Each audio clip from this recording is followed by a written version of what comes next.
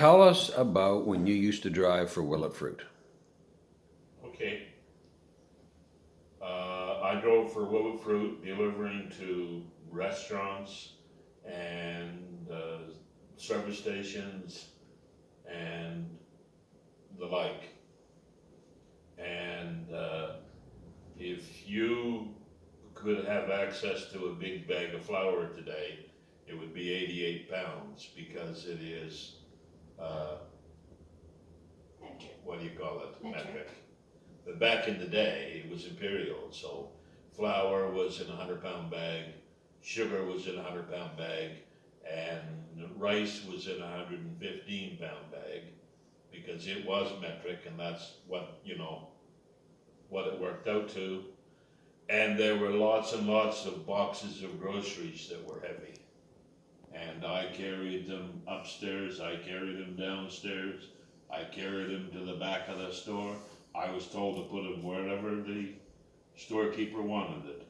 And the hardest one I had to do was the old arch building at UNB. The faculty club was on the third floor.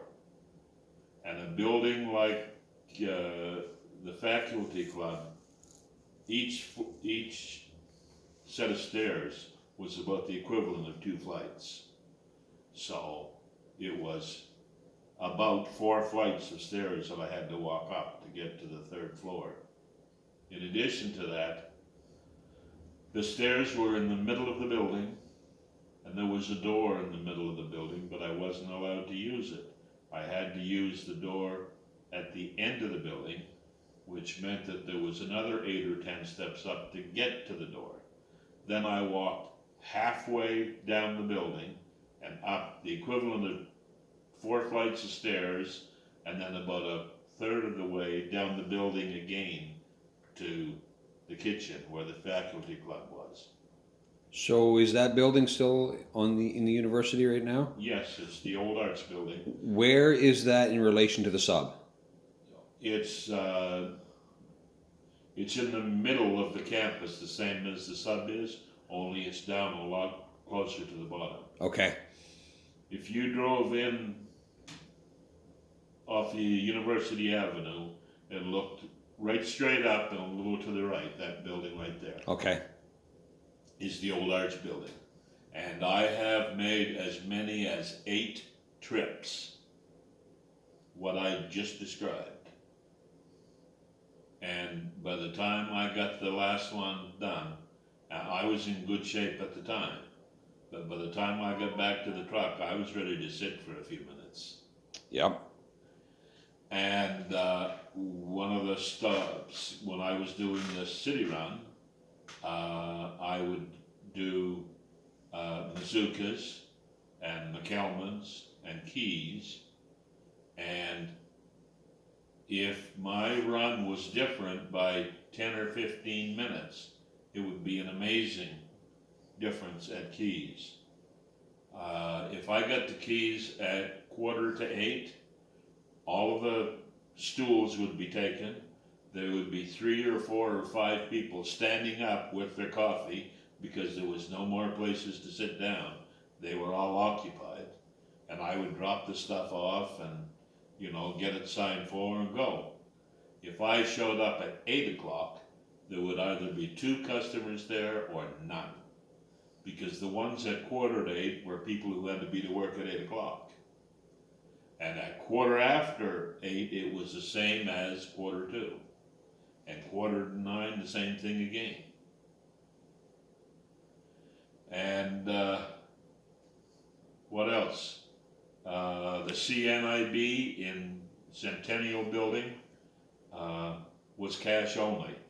And it was their choice. They wanted to pay cash every day. We took an order there every day, and they paid cash every day. And one of the things that they bought was cigarettes, and they would buy a bunch at once, and a box that big, that square of cigarettes, think of what the cost would be.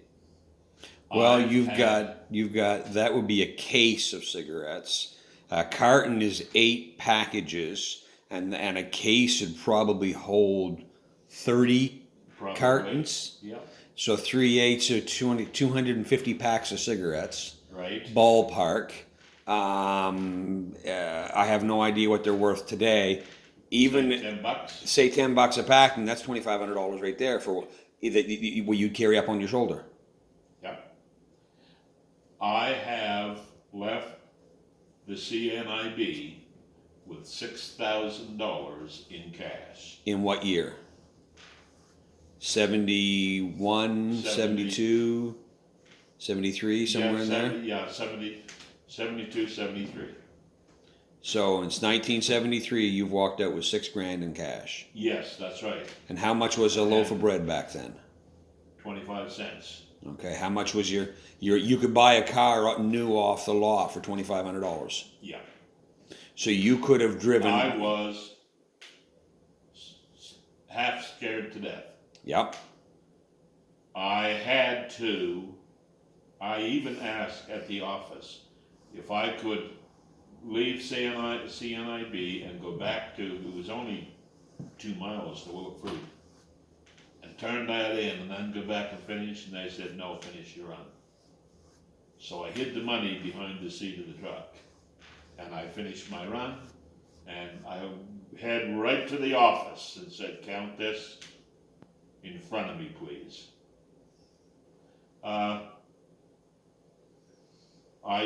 My favorite run was upriver. And by upriver, I mean anywhere from Woodstock upriver. I was going to say half, not half, but a lot of the people that I dealt with were either distant relatives of mine or people I knew. My least favorite was over north. You would leave Fredericton and you would end up in Gray Rapids. And every 5 miles along the road, you'd go out some side road for 6 or 8 or 10 miles with one stop and get rid of 3 or 4 boxes of stuff and come back and do it again. For some reason, upriver was like that too, but I liked it better. And one day a week or twice a week, they'd send a truck to St. John. Here's one for you.